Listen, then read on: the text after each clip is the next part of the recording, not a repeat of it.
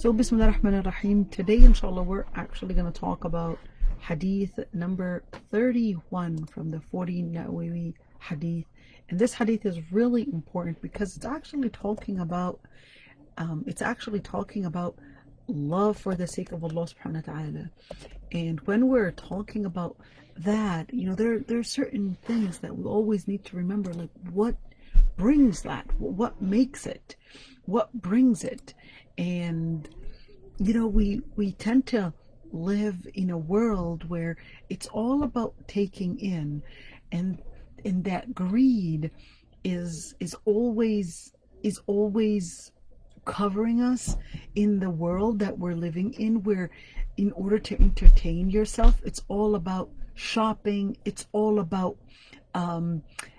ownership, it's all about getting in, it's all about trying to consume as much as you can.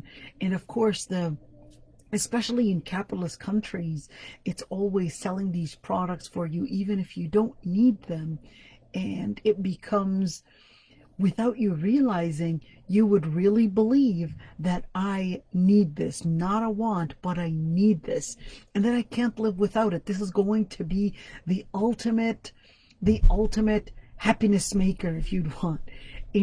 Especially in our world, you could see there's a lot of focus on looks, there's a lot of focus on, appearance, looks, and a lot of focus on what the items that you need, and without you knowing, those items would make you feel like you're going to get fulfillment.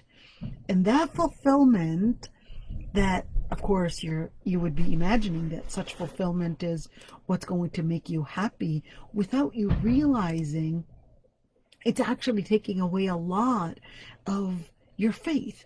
How is that so? So that's exactly what we're going to read here. We're going to start with the hadith where the Prophet ﷺ, the hadith was narrated by Sahl ibn Sa'd. Even though here it says Sa'd ibn Sahl, it's actually Sahl ibn Sa'd al-Sa'di.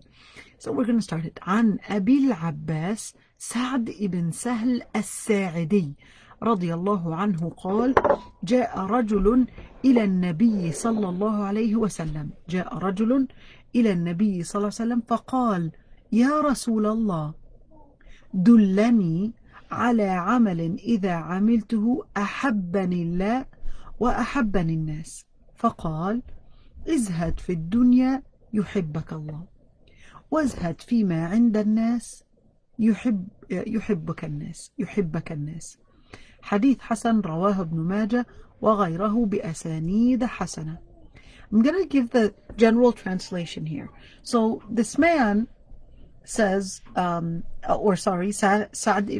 ibn Sa'd actually says that a man came to the Prophet ﷺ. Notice that he didn't really say who it was, just a man coming to the Prophet ﷺ, and he had one request. He said, "O Prophet of Allah, دلني على عمل إذا عملته أحبني الله."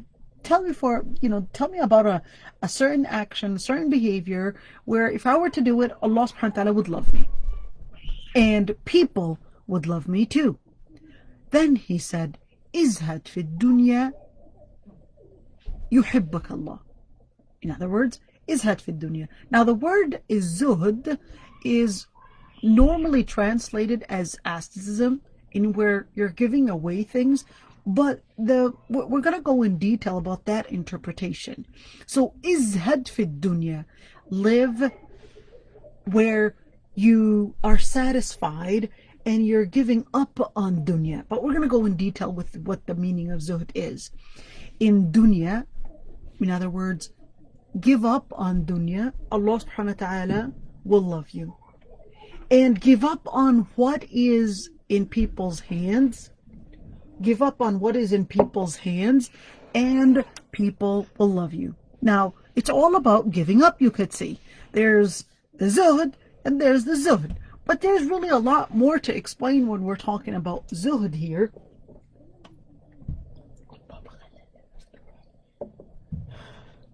when we're talking about zuhd here, there's so much to say. So stay tuned. We're going to go in details with that word because oftentimes it is misunderstood to living like a poor person and not really getting any type of enjoyment. So let's first talk about Sa'd ibn Sahl. Sahl ibn Sa'd, sorry. Sa'd ibn Sahl. Sahl ibn Sa'd. Okay, now I'm confusing it. Sa'd ibn Sahl. Okay. Sahl ibn Sa'd. This is actually wrong.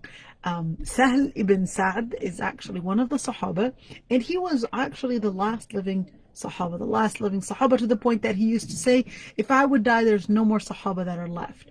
And he died in 91 Hijriya. 91 Hijriya, which tells you it is definitely in the time of the Umayyad period. The Umayyad period was from 41 Hijriya until 132 Hijriya. So he lived during the Umayyad period, which is way after the Khulafa al-Rashidin, because Khulafa al-Rashidin pretty much ended at 40th Hijriya. Now, his own father was also from the Sahaba. His own father was from the Sahaba, and Sa'id ibn al-Musayyib was actually one of his descendants. He was actually his grandfather. All right, and Sahal actually lived long enough, and he actually lived till the time of Al-Hajjaj ibn Yusuf. Al-Hajjaj ibn Yusuf, I would like to just mention about Al-Hajjaj ibn Yusuf, because many would only know that he is an evil man. He is a ruler that was extremely well, let's call him just a dictator, which is very much true. He was a dictator, but Al-Hajjaj ibn Yusuf was not only a dictator, but he had a lot of good things as well. In fact, it was through his order that the Quran was written with the dots and with the harakat that you actually see today. It was really Al-Hajjaj ibn Yusuf. Al-Hajjaj ibn Yusuf was the one that sent his cousin Qutayba ibn Muslim al-Bahili.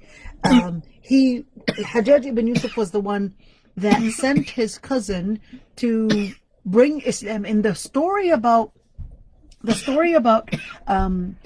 Islam reaching places like India and places like Sri Lanka and places like Bangladesh, and those areas were really through Hajjaj ibn Yusuf. He actually sent his own cousin, who was only 21 at the time. You guys imagine, he was only 21. Qutayba ibn Muslim al-Bahili, he was only 21 years old at the time. And it was because the Hindus had taken 100 Muslim women as hostages, and they took them as hostages and enslaved them. In other words, raped them.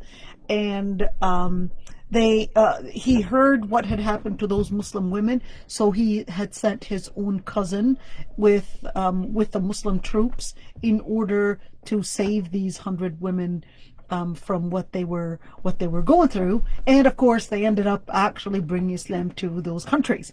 So we all owe it to Hajjaj ibn Yusuf, really. So when you look at Hajjaj ibn Yusuf, it's really something that all scholars had agreed that he was from Sufahat, the least to say. He was a dictator, the least to say. He was Minister Fahad, the least to say. But at the same time, he did bring in a lot of good things. Sufahat means that they were openly doing wrong things, openly committing sins and harming other people. All right, so that's Al-Hajjaj ibn Yusuf. Al-Hajjaj ibn Yusuf also killed a very important scholar at the time. His name was actually Sa'id ibn Jubair. He was one of the most important scholars during that time. Anyhow, so Al-Hajjaj ibn Yusuf also sent during that time this Sahabi who we're working on, Sahl ibn Sa'd. He had actually sent him in order to teach Islam. Islam in different areas as well. Now, one very important thing is that Sahel ibn Sa'd did actually marry a lot of women. So this was very common. Marrying a lot of women and divorcing and marrying women, and in other words, it was so common to actually marry divorcees and marry women with children. And unlike our time today, in where if you have kids, your chances of remarrying are actually very slim. But not during their time. It was more of a, the women that have kids or the women that are divorcees were actually easier to get married to than the women that have never been married.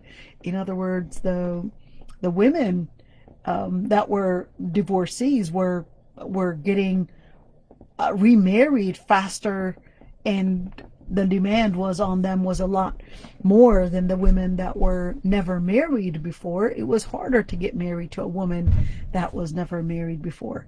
And this is really important to mention, because it's totally the opposite of our time. So when we look at polygamy, for example, it has a lot of negatives within our time, and where a lot of women are really left not finding the suitable husbands. Sahel ibn Sa'd, he had actually died in 91 Hijriya. Died in 91 Hijriya. All right, now let's see. جاء رجل إلى النبي صلى الله عليه وسلم. A man came to the Prophet ﷺ. Now, I would like to comment on this one, because there were many times when the Prophet ﷺ would get somebody to ask him a question, but then later the Sahaba were afraid to ask any questions, because they had read and knew about the revelation where Allah subhanahu wa ta'ala actually says, لا تسألوا عن أشياء تبدى لكم تسؤكم. Don't ask about matters. If you would have known the ruling of it, then it might actually harm you. And then there's another hadith where the Prophet ﷺ said that one of the most evil people, or at least one of the worst one, in other words, they were to get the most sin, were the people that would ask about a matter which was laid out as halal, but because of their question, it became haram. Right? And we talked about that in the last hadith, so you can go back to that recording in the last hadith. So when we look at جاء رجل, you could see that the issue of who that person was not of any importance. So the most important part was what he had actually asked about. And the Sahaba would always look at any person coming in, especially if they were from Al-Arab. If they were from Al-Arab. Why? Because the Arab were usually the Sahaba that didn't really care about wording in any eloquence. They were too straightforward, they were too abrupt. You would not expect how they would react to things. The questions were really first draft. They were many times they did act in a very rude way, and of course it was common, just like when you get a Sahabi, which is one of the Arab, actually coming to the masjid and actually urinating in the masjid, and then the Prophet ﷺ, when the Sahaba jumped over and said, wanted to actually stop him from that urination, the Prophet ﷺ said, "Da'u," let him finish, and then just get a bucket of water and just spill it over it. In other words, you'll just clean it. And then the Prophet ﷺ tells that Arabi, tells him that this place is for salah, etc. And then the Arabi responds to this by saying, Ya Allah, get me and Muhammad al-Jannah into Jannah, and let none of them enter Jannah. And then the Prophet ﷺ says, you had narrowed down something that Allah subhanahu wa ta'ala is so expansive and so grateful, or Allah subhanahu wa ta'ala is so great in. So don't narrow down something Allah subhanahu wa ta'ala has really made it expansive on people. But you could see that again, جاء رجل, it could be any man. Was this person an Arabi? We would have to see the other narrations to see. So he says, dullani. Dullani, the word dullani would mean guide me. So الدليل would be the guide. All right, dullani, in other words, he's coming to ask the Prophet ﷺ for any guidance to do one thing. What did he want? إذا عملته أحبني الله. If I were to do it, Allah subhanahu wa ta'ala would love me. And people would love me. Now this is really important. Is it necessarily bad to wish people's love? Now this is really easy. We would all know, yeah, we want something that Allah subhanahu wa ta'ala would love. But the question is it necessarily a bad thing to wish and hope for people's love? What about love of people that are not Muslim? Is that something that is bad? So that's exactly what we're going to answer here. So let's start with ahabbanillah. The question is, does Allah subhanahu wa ta'ala actually love? Well, once we would see that the word says ahabbanillah, or that Allah subhanahu wa ta'ala yuhibbuhum wa yuhibbuna, that Allah subhanahu wa ta'ala would love them and he would love them and they would love him, that would mean that Allah subhanahu wa ta'ala does love. In other ahadith where Allah subhanahu wa ta'ala or the Prophet ﷺ actually said, for example, that Allah subhanahu wa ta'ala is happy, that Allah subhanahu wa ta'ala gets happy, that he gets angry, that he gets, for example, in the hadith where the Prophet ﷺ actually said that Allah subhanahu wa ta'ala afrah بتوبة العبد, that Allah subhanahu wa ta'ala, there's nothing that Allah subhanahu wa ta'ala is happier about than one of his servants actually repenting to Allah subhanahu wa ta'ala. And he mentions a story where, you know, the man, he was lost and he had a camel with him that had all the goods that he needed, but then he fell asleep and then he woke up to not find the camel there. And in other words, all the goods that were on that camel are now gone. So the man searches and searches to no avail. He basically decides, well, I have no choice but to die here. So he puts his head on the ground, really waiting for death. But it isn't until he wakes up and discovers that the camel with all the goods are actually right on the top of his head. So by mistake, he says, by mistake, he actually thanks Allah subhanahu wa ta'ala by actually saying, oh Lord, I'm your Lord and you are my servant. So what did he do? He actually, from all the happiness, he was so amazed, he was so amused, he was so excited that he actually flipped it. But in the end is that Allah subhanahu wa ta'ala accepted it as it was as if it was a tahmida, as it was thanking Allah subhanahu wa ta'ala. Now here's the thing, is that Allah subhanahu wa ta'ala loves a person, and just like in the ayat where Allah subhanahu wa ta'ala yuhibbuhum wa yuhibbuna, that Allah subhanahu wa ta'ala would love them and they would love Allah subhanahu wa ta'ala. Now that would actually tell us that we would just leave it as is. We're not going to go into interpretation to what does it mean that Allah subhanahu wa ta'ala loves. We'll just leave it as is, that Allah subhanahu wa ta'ala loves the believers. How does Allah subhanahu wa ta'ala love the believers? How does he grant them things? That's something that is part of al-ghaib. That's something that is part of al-ghaib. And therefore we just leave al-ghaib because we don't really have much knowledge about Allah Almighty. And when we talk about Allah and his hand, and when we talk about Allah and how Allah subhanahu wa ta'ala says that he puts his leg in the hellfire and actually stamps it, etc., we don't really know what that means, because we don't really know much details about Allah subhanahu wa ta'ala. But we just leave it with no anthropomorphization. We just leave it as Allah subhanahu wa ta'ala as Allah subhanahu wa ta'ala had stated it. We're not going to go and interpreting it as, well, this is a metaphor, or this is we're not going to cause and actually claim that we're going to interpret it as the way that we will look at human beings, because that's a type of anthropomorphization that we definitely don't want to fall into.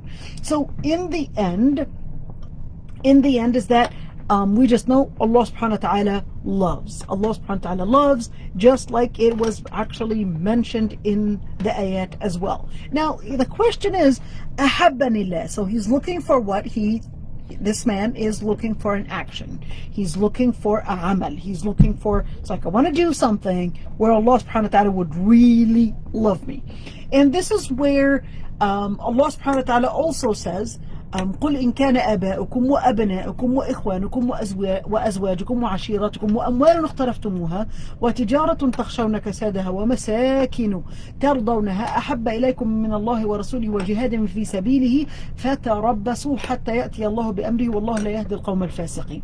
Now, love in Islam is actually the core of faith, which is why in the ayah that I just read, where it reads, if your fathers, your children, your brothers, your wives, your tribes, and the wealth that you, in other words, the income that you receive and the business that you fear that it might actually go into some kind of a bankruptcy or growth, etc., and also homes that you would dwell in, that you really adore, if all those you love more than Allah and His Messenger, or even thriving for the sake of Allah subhanahu wa ta'ala, then wait. In other words, this is a threat until Allah subhanahu wa ta'ala would come, in other words, you bring you a calamity. Wallahu la yahdi al-qawm al-fasiqin.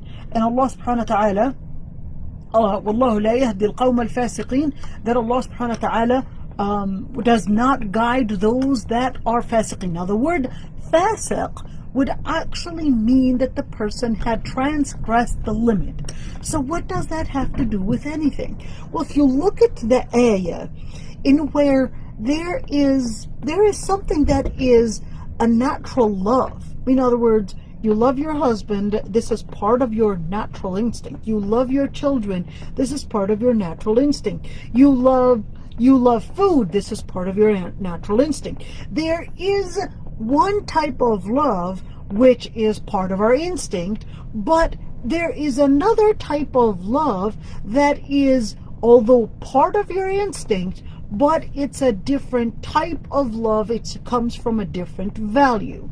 The reason why you would love your father and your children and your family was really because of the items that you share with them. The items that you share with them could be blood, could be the moments, could be just different benefits that you might get out of them. They're the support.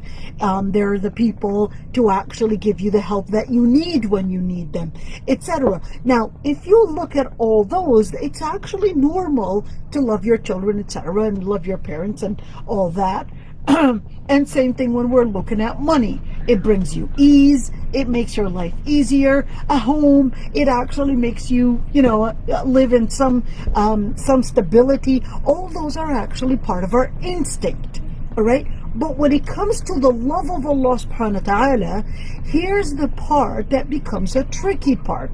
Is it part of your instinct to love Allah subhanahu wa ta'ala? Yes. But normally, if you are pacified and looking at the love, the materialistic love, your mind is it is easier on your mind to comprehend materialistic things around you than actually comprehend or focus on things that are not materialistic. In other words, you can't see them, you can't feel them. So what usually happens is that we would get into that obsessiveness where we would become so obsessed with the materialistic things around us that when we would focus on that we would lose our focus on our spirituality.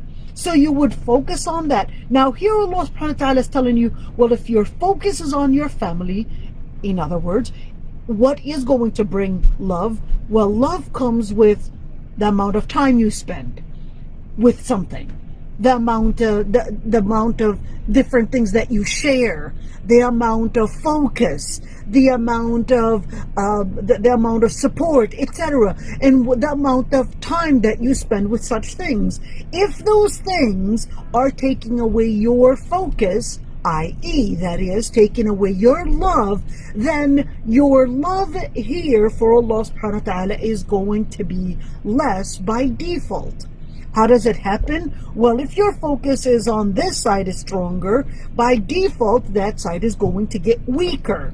In other words, if you are spending more time maintaining your food, your health, your food, your drinking, your home, your children, your business, all that time is taking away more than your connection with Allah subhanahu wa ta'ala, then that is going to be one sign of your love to Allah subhanahu wa ta'ala being less. It's all about how much time are you spending. How much time are you, the amount of time that you're spending is really going to produce love or distance.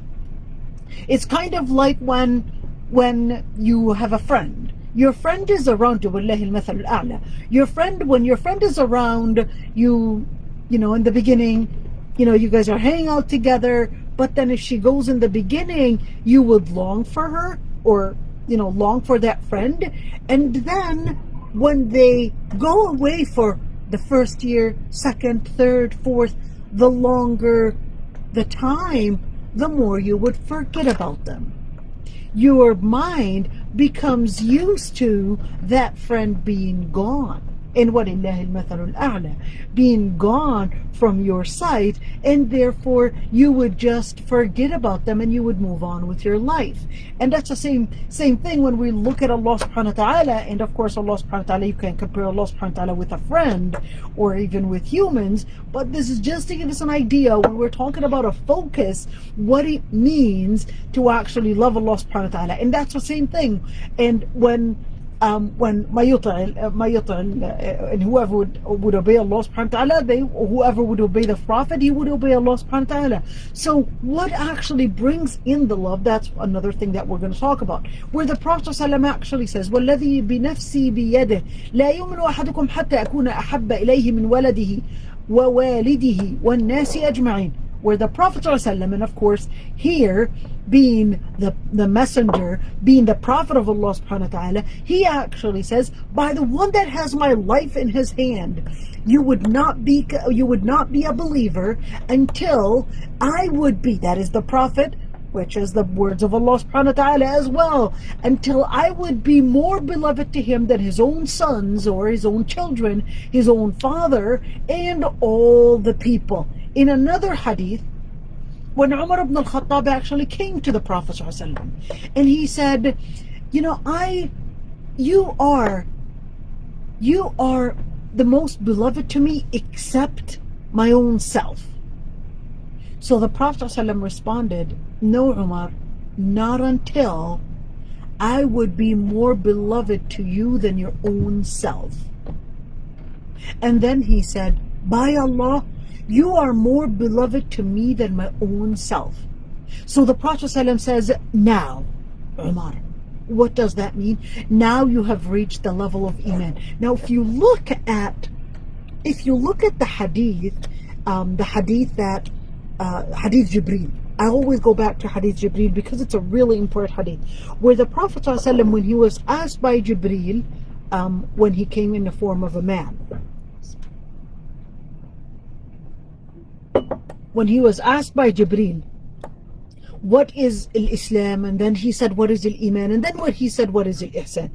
If you look at the hadith, where in the beginning he said, Islam, it's believing in Allah subhanahu wa ta'ala, and tashhad an la ilaha illallah wa anna Muhammad Rasulullah, and wa tuqim as-salah wa tu'ti zakah. Now there's more of an action, but that action does not necessarily bring the love of Allah subhanahu wa ta'ala.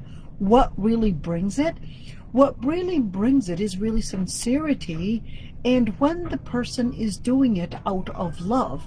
And that's why when that love grows stronger in the person, that actually takes them to the second level, which is the level of al-Iman. The level of al-Iman, where did we get that it actually brings that it actually brings the level of iman? Like, where did we get that love is really what brings level of iman? From the hadith, where when we're looking at where it actually explains. So there's al-mahabba, that's on the top, and then there's al-khawf and al-raja. Okay, I'm not sure what happened here. All right, then there's al-khawf and there's al-raja. What is al-khawf and al-raja? So al-khawf and al-raja, those are two sides that a believer actually worships in Allah subhanahu wa ta'ala in. What is al-khawf? Al-khawf is fear. Al-raja is hope. Okay, I'm not sure why this is actually doing this. Al-raja is actually hope. So when a believer fears Allah subhanahu wa ta'ala, that's why the Prophet ﷺ actually says, Al-imanu yazidu wa yanqus. Yazidu bil-ta'a wa yanqusu bil-ma'siyah. Iman increases and decreases. The iman increases by ta'a, increases by obedience to Allah subhanahu wa ta'ala. Now, here's the thing. If you look at love in general, when you love somebody, you want them always to be around you. When you love someone, you always feel that you depend on them. When you love someone, you always feel that you want to obey them. When you love somebody, you feel that their presence is always surrounding you. Why does a child always love his mother? Because the child in the beginning of his life realizes that mom is the source of comfort. Mom is the source of warmth. Mom is the source of support. Mom is the source of security. And that's why the child's love to mom becomes that love that is related to the heart, and it is part of our instinct. Where Allah, where we see it was said that al-qalbu majbulun ala hubbi man ahsana ilay, that our hearts, it is part of our instinct where our hearts were actually built to love those that do good to them, and it becomes that connection. Now, it isn't until one grows and realizes that not mom, not wealth, and not the people around me are necessarily going to be the place of support. How does one realize that? Well, that's when Iman comes in. Iman comes in when you notice that my family, my money, my home, everything around me, my friends, everything around me is actually weak to give me the support that I need. And the biggest weakness is really in front of death. When death happens, that's when we realize that we are absolutely weak. And subhanalladhi qahara ibadahu bil maut. Subhanalladhi qahara ibadahu bil maut. You feel hopeless. You feel very weak. You feel that there is no louder sound than the silence of death. The silence of death becomes scarier than any sound ever. We just become all of the sudden wordless. How can I explain? Where did this person go? What happened to them?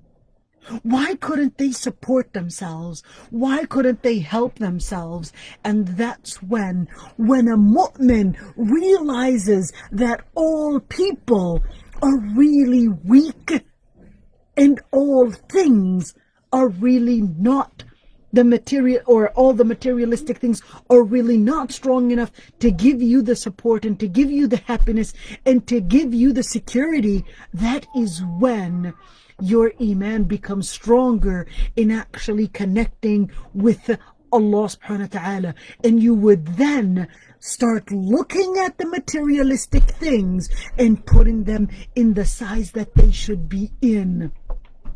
The size that they should be in is that they don't let that be your focus, because no matter how far you went with your imagination in where these things bring security or bring support or bring love or bring all the things that you need, in the end those things are limited. So for a mu'min, they would leave that al-khawf and the raja.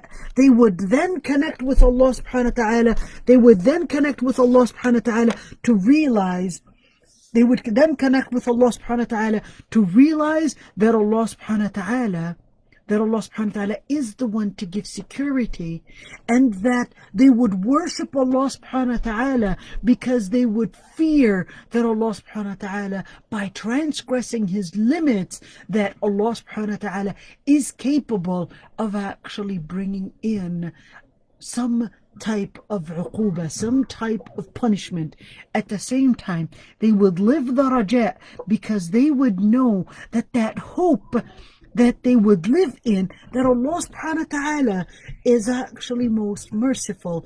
Allah subhanahu wa ta'ala is most forgiving. So no matter what I do, in the end, if I were sincere, there is hope that Allah subhanahu wa ta'ala would forgive me. There is hope that Allah subhanahu wa ta'ala would not punish me for something that I have done.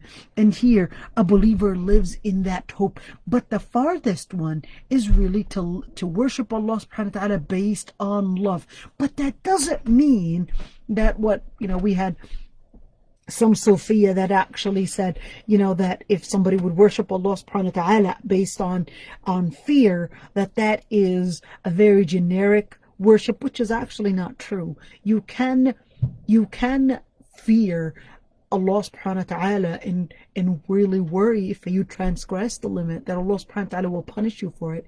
And you can worship Allah subhanahu wa ta'ala out of hope, and you can worship Allah subhanahu wa ta'ala out of love. In fact, it's all together in us. It's all together in us, and where I would fear that if I would transgress the limit, Allah subhanahu wa ta'ala might actually punish me for it. And I would hope that if I would pray Qiyam al-Layl, Allah subhanahu wa ta'ala would accept it from me. And I would also, out of love, I would actually submit to Allah subhanahu wa ta'ala, because I love Allah subhanahu wa ta'ala for giving me the securities and the good things that I'm in. And that's why Allah subhanahu wa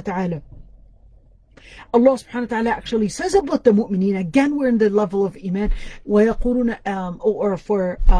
For those that actually don't have that iman, where Allah subhanahu wa ta'ala describes those that don't have the iman. In other words, they don't have the love for Allah subhanahu wa ta'ala, in where He says that وَيَقُولُونَ آمَنَّا بِاللَّهِ وَبِالرَّسُولِ وَأَطَعْنَا ثُمَّ يَتَوَلَّى فَرِيقٌ مِّنْهُمْ مِنْ بَعْدِ ذَلِكَ وَمَا أُولَئِكَ بِالْمُؤْمِنِينَ. Now, when we look at the sentences, the opposite can also be true. So if I were to say X is white, therefore she's not black. If I were to say X is skinny, therefore she is not fat. And that's the same thing. So here, when we look at that, the ayah, where it says, وَيَقُولُونَ آمَنَّا بِاللَّهِ, those that would say, we believe in Allah and His Messenger, and we obey, but then, ثُمَّ يَتَوَلَّى, then they would walk away, or they would reject, or they would oppose, or they would neglect.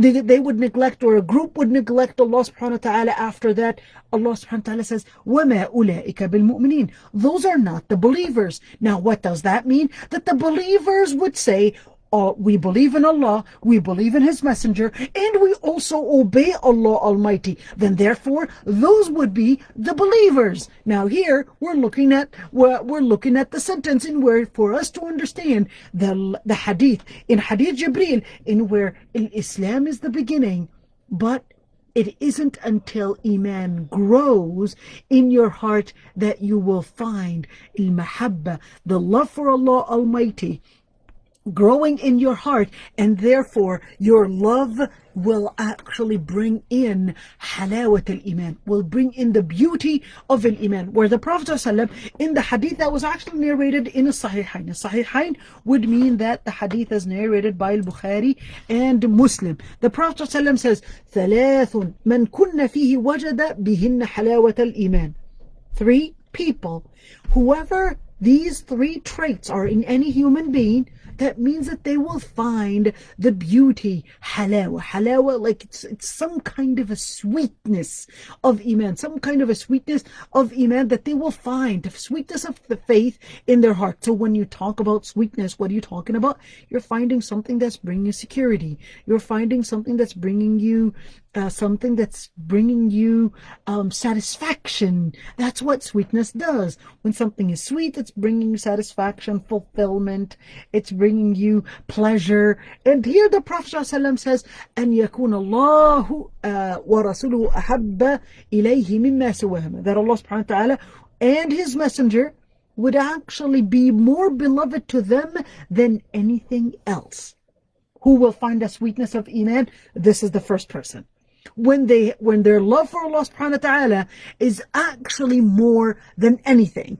And then وَأَنْ يُحِبَّ الْمَرْءَ لَا يُحِبُّهُ إِلَّا لِلَّهِ. When their love for any human being, the only reason why they love them is really because of their closeness to Allah subhanahu wa ta'ala.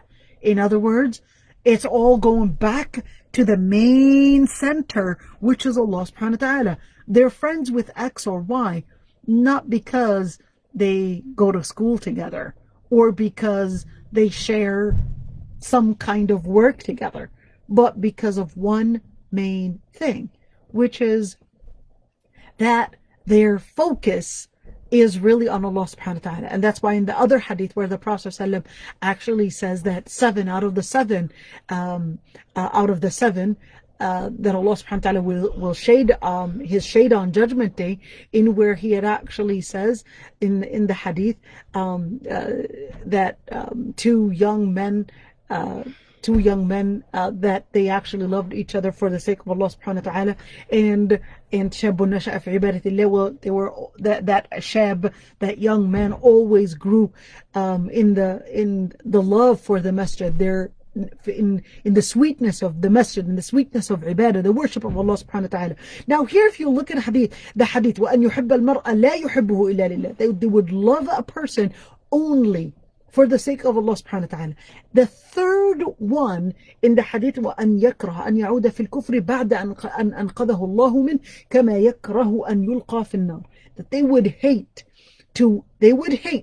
to go back to disbelief after Allah subhanahu wa ta'ala had saved him from it, as much as they would hate to be thrown in hellfire. Now, in Nawawi actually mentions and comments on the beauty of iman, and he actually says استلذاذ الطاعات وتحمل المشاق وإيثار ذلك على أغراض الدنيا ومحبة العبد لله بفعل طاعته وترك مخالفته. So Nawawi actually comments on this, and he actually says the sweetness of iman actually comes in when you start enjoying worship and closeness to Allah subhanahu wa ta'ala. Take it in general. When you actually fall in love, you would want to do whatever that lover actually wants from you. And you would always feel their presence. So when you love somebody, you always want to stay close to them. And here he says, استلذاذ الطاعات. الطاعات, you just find sweetness in worshipping Allah subhanahu wa ta'ala, or in obeying Allah subhanahu wa ta'ala. وتحمل المشاق. True love, anybody, if you really love somebody, you would be willing to give up on so many different things in your life for the sake of that person, or for the sake of such a matter. And that's why we will give up on our money to buy something, because we love that item, or we feel that that item is so dear to us, we're willing to give up on our money. And the more valuable and the more you feel the need for that item, the more you're willing to give up on your money to get that item. But here, the more you love Allah subhanahu wa ta'ala, the more you're willing to give up on many things that you are pleased with, many things that you would feel some type of, some kind of even if they are dear to you, you would give up. And this is the meaning of izhad fi dunya. Give up on things in your dunya, yuhibbak Allah. In other words, it's actually telling you to put in the focus. Give up on dunya, and you will see your focus is growing stronger on the other end, which is al-akhirah. Again, if you want to connect it, what's the opposite of dunya? The opposite of dunya is actually akhirah. The opposite of dunya is al-akhirah. So let your focus become less on dunya, and your focus on akhirah would grow stronger. Let your focus be less on materialistic things, and your focus on spirituality and Allah subhanahu wa ta'ala will go stronger. And there, it actually becomes like a balance. It becomes like a balance. It becomes like a scale where you are the chief of changing what is in your heart by actually putting in more effort to get closer to Allah subhanahu wa ta'ala. How do I get closer to Allah subhanahu wa ta'ala? By obeying Allah subhanahu wa ta'ala, by staying away from disobeying Allah subhanahu wa ta'ala. And therefore, you would actually let your focus be in that area. And that's why now we actually explains this and says وَتَحَمُّلِ الْمَشَاقِ. And it is all about how much, in other words, the more capable and the more you put on in enduring the hardships for the sake of Allah Almighty is when your love for the sake of Allah Almighty will grow. But how do I already from the beginning attain love for Allah subhanahu wa ta'ala? First, why would you love anybody at all? Well, the reason why you would love anybody is by knowing who they are. What does that mean? You would love X or Y by probably seeing them, or at least hearing about them, or probably reading about them, or probably being connected, or probably hearing them more often, or talking to them more often.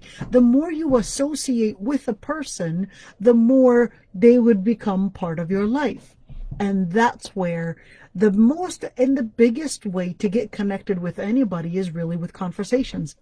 And that's where the beginning of any type of love with Allah subhanahu wa ta'ala is actually through conversation. What are the conversations? Reading Quran, memorizing Quran, and 3, dua. That's a personal conversation between you and the Lord Almighty, where the Lord Almighty is talking to you through the Quran, and you are doing your dua to seek the support from Allah subhanahu wa ta'ala, even in moments of feeling already that fulfillment.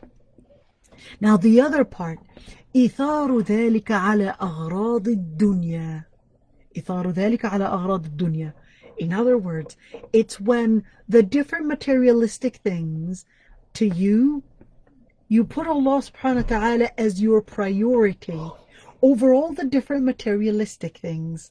Now, this is really important because when we're looking at this dunya, it's so easy to get pacified and carried away with all the different things in dunya because they are right now part of your needs. Your life depends on them. Food, water, clothes, different items. It's so easy to focus on that. And that's why Allah subhanahu wa ta'ala says, izhad fi, the Prophet sallam, izhad fi dunya. In other words, izhad, give up.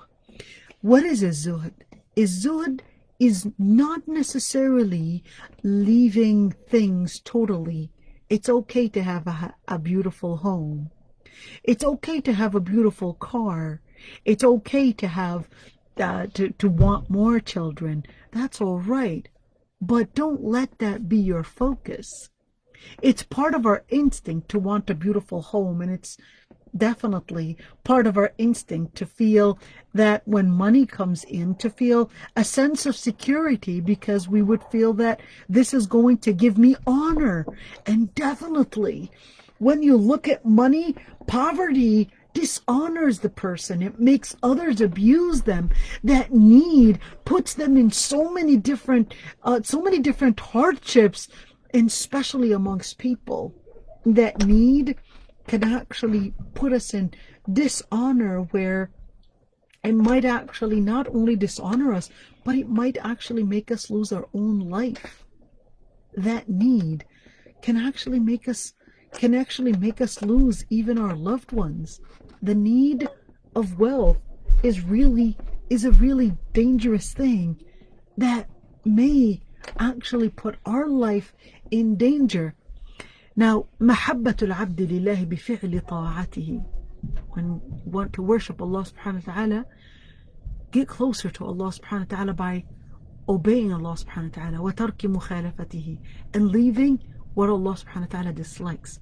And that's how the Prophet ﷺ was actually living his life. He knew, although all the different matters of materialistic things were available to the Prophet ﷺ, the wealth was there to the point that the Prophet ﷺ's wives felt, there is a way that we can get more of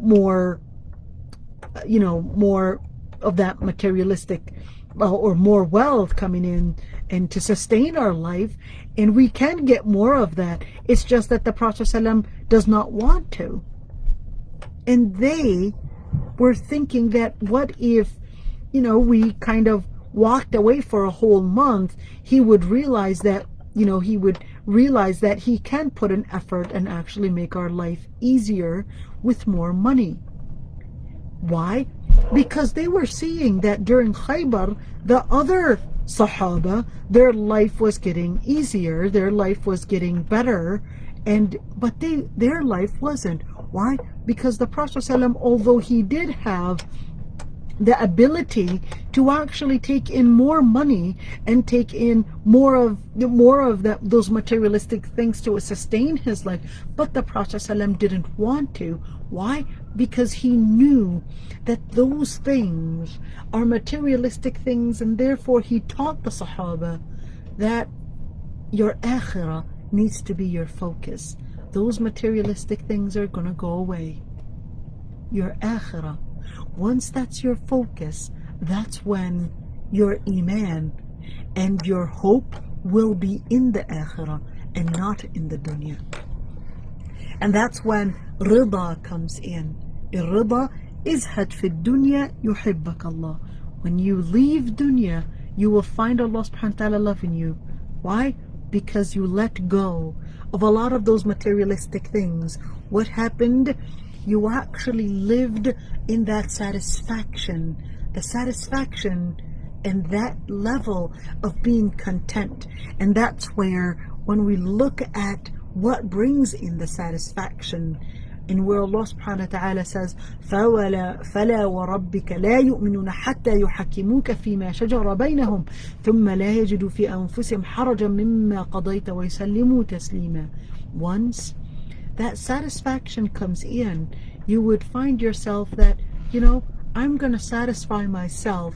Whatever Allah subhanahu wa ta'ala had ordered, whatever Allah subhanahu wa ta'ala had considered as permissible, I'm going to be satisfied with whatever Allah subhanahu wa ta'ala brings.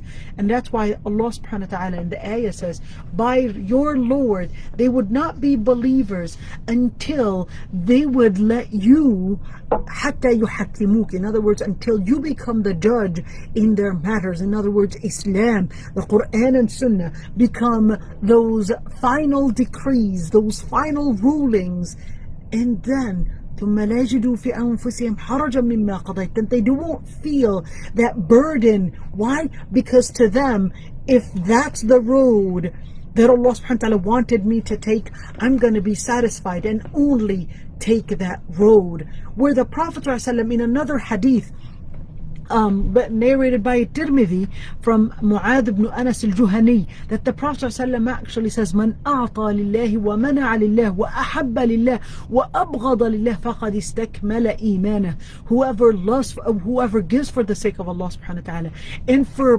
forbids for the sake of Allah subhanahu wa ta'ala, and loves for the sake of Allah subhanahu wa ta'ala, and hates for the sake of Allah subhanahu wa ta'ala, then they had completed their faith. And this is really important to mention, because when we talk about faith, it is all built on love.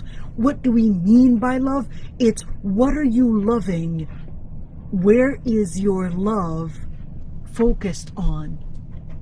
What your love is focused on is the amount of time you spend, the amount of time you spend to know that person, and the amount of time and effort you put in for their sake. And that's why when it comes to bringing in love, converse with Allah subhanahu wa ta'ala through Quran, dua. Know Allah subhanahu wa ta'ala by knowing His attributes, by knowing His names, by feeling those names with your own qalb, with your own heart. That's when you will love Allah subhanahu wa ta'ala. That's when you will know that Allah subhanahu wa ta'ala is most merciful. You will love Allah for His mercy. You will love Allah subhanahu wa ta'ala for His power. You will love Allah subhanahu wa ta'ala for the rizq. You will love Allah subhanahu wa ta'ala for everything that He has given you, but you will not realize it until you actually know Allah subhanahu wa ta'ala. When you know Allah subhanahu wa ta'ala, that's when you will realize that Allah subhanahu wa ta'ala is the one behind my life. That's why the child grows to see mom as their place of love, but it isn't until they grow in their maturity do they realize that mom is not necessarily capable of doing everything. That's when they realize that mom is not capable of giving me all the warmth, all the security, all the rizq, because even mom is weak. And it isn't until when they grow older they would think, I can do it. When they're in their youth, they would think, I'll just put in effort and work and actually get it. I'll be able to put the food in my mouth by myself. And it isn't until then that they start abandoning their mother, because they would feel that I'm able to satisfy and I'm able to fulfill my needs and I don't need my mother. Then they start abandoning their mother little by little, abandoning their parents little by little, without them realizing that even those materialistic things are not capable of giving you the security, the warmth, or even the support that you would expect, and that even your rizq is actually in the hands of Allah subhanahu wa ta'ala. Your warmth is in the hands of Allah subhanahu wa ta'ala. Your sihha, your health, is really in the hands of Allah subhanahu wa ta'ala, because your life and your death is in the hands of Allah subhanahu wa ta'ala. The Razzaq is Allah subhanahu wa ta'ala. The one to sustain you is Allah subhanahu wa ta'ala. So it isn't until one is actually mature to see beyond the materialistic things are they able to realize, izhad fi dunya yuhibbak Allah. Are they then able to realize that their love for Allah subhanahu wa ta'ala actually comes when they realize that Allah subhanahu wa ta'ala is the one that actually brings all the different things that one needs or wants. وَازْهَدْ فِي مَا عِنْدَ النَّاسِ يُحِبَّكَ النَّاسِ. In other words, maintain your honor from asking people for any type of support, because the second you'll ask the people for support is the second you will lose 90% of your honor. The second that you will seek in what is in people's hands, be it money, be it help, be it support, and be it a listening ear, be careful. Once people feel that you are in need, that's when you will start losing your dignity, and that's when you'll start losing your honor. Most people are surrounding you because of their need for you, but when they realize you are in need for them, that's when they will usually stop answering your phone calls. That's when they will usually not be there, and they will leave you. And that's why the Prophet ﷺ actually says, وَازْهَدْ فِي مَا عِنْدَ النَّاسِ. Just give up on what is in people's hands. In other words, don't ask for people's items. Don't ask for the things that people have. You will find people loving you. Why? Because people only love you for what you have. So once you will sustain yourself, that's when people will start loving you. Why? Because they don't want somebody to quarrel them and or even take something from them. They will always want someone that they don't feel is going to be a person that's going to share any item with me. Now, it's important to share, there's no doubt about that, but the Prophet ﷺ is actually telling you one thing. In order to have love from people, learn how to sustain your honor. Learn how to build your honor by not asking people for the items that they have, by not seeking the different items. Try to build your own independence by depending on Allah subhanahu wa ta'ala the first and foremost. Now, it's really important. There's so many different things to actually say, regarding this hadith, but we're running out of time. So I'm just going to go over a number of different things. Part of the things that bring in love for Allah subhanahu wa ta'ala is, number one, al-ihsan. Al-ihsan, that's when you do good for others. That's when you realize, and you realize when you do good for others, you give up, you learn. That's why izhad fi dunya, give up on dunya. And that's why inna Allah ya'muru bil adli wal ihsan. Allah subhanahu wa ta'ala orders for al-adl and orders for al-ihsan. If you might think justice is the best thing, you're actually wrong. Justice is not the highest level of goodness or righteousness. It's not. Because al-adl is being equal, but al-ihsan is higher. It's when you want something, but you give up on it for the sake of others. That's al-ihsan. Al-ihsan is actually higher than justice. And that's why Allah subhanahu wa ta'ala says, Inna Allah yuhibbul muhsinin. That Allah subhanahu wa ta'ala loves al-muhsinin. So al-ihsan is one way, by giving up on what you have in dunya for the sake of Allah subhanahu wa ta'ala, because that is how you show that I seek something even higher than that materialistic thing, which is in akhirah. The other thing, it-tawakkul, depending on Allah subhanahu wa ta'ala. 3 is bringing justice. Why bringing justice? Because that's when you give up on dunya and you seek justice, even if that might mean that others may boycott you or others may attack you for giving justice. And there's actually a lot more, but in the end, when we're looking at zuhd, this is the word right there, the word zuhd. And zuhd is really important, because the best of the zuhd is the zuhd that the Prophet ﷺ practiced, and the zuhd that the Sahaba practiced, in where zuhd does not mean that you wear old raggedy clothes and ripped off clothes, but zuhd is when dunya is not taking over your heart, but is in your hands.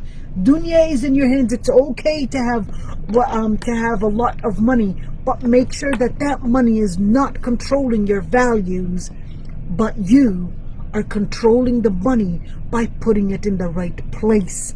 This is zuhd. You're controlling the money, not the money controlling your values. In other words, not because your need for a home or your need for probably certain materialistic things, you give up on your dunya, on your akhirah for the sake of that particular materialistic thing. Now, there are 3 levels of zuhd. There's a zuhd where you abstain from haram. Zuhd where you're abstaining, you're leaving haram things. There's the zuhd in where those types of zuhd, that's a higher level of zuhd, in where the person may be leaving something that is halal, but that's because they feel that they don't belong in those areas, and that's where al-muru'ah comes in. It's not haram to do certain things, but you would leave that because you know that you as a believer, you don't belong in that area, even if it might be mubah. But you're at an honorable level. You don't put yourself in those areas. I think I talked about that before. May Allah subhanahu wa ta'ala make us from those people. And the other type of zuhd, which is the last type, in where the person is so engaged in Allah subhanahu wa ta'ala that anything that keeps them away from Allah subhanahu wa ta'ala, away from remembering Allah subhanahu wa ta'ala, they would give up on it. And this is zuhd al-arifin. So there are three types of zuhd. The first one is zuhd al-awam. This is the first level, just abstaining from haram. The layman zuhd, it's like, okay, I'm just away from haram. And this is more of the material, the layman level, very simple understanding, and very primitive understanding of being a zahid. Then there's zuhd al-khawas. Zuhd al-khawas, those are another type of people. Like these people are in a higher level of zuhd, where they go up higher. They don't do what others, these awam, may consider something as not a big deal. I'm just, I'm wearing this, and I've got this, and I know I've heard a scholar say that it was halal and all. It's okay. I'm gonna do it. I'm gonna take their opinion. But zuhd al-khawas, they were like, no. That I don't put my iman on the threshold. I don't put my iman like at the minimum level. No, I go higher. I go higher in my aim, in my goal, in my aspirations on what I want to be. I want to be like the ulama. I want to be like al-shuhada. I want to be like al-mu'mineen. I want to be like al-anbiya. This is zuhd al-khawas. Then there's zuhd al-arifin. Those that really know Allah subhanahu wa ta'ala. They are at a different level where they're like al-anbiya. What are they like? Well, those are the people that are like al-muhsineen. Zuhd al-arifin is like al-muhsineen, where just like the Prophet ﷺ had actually explained, that the zuhd al-arifin, where zuhd al-arifin, those that really know Allah subhanahu wa ta'ala, where they would actually that they would worship Allah subhanahu wa ta'ala as if they could see Allah subhanahu wa ta'ala. What does that mean?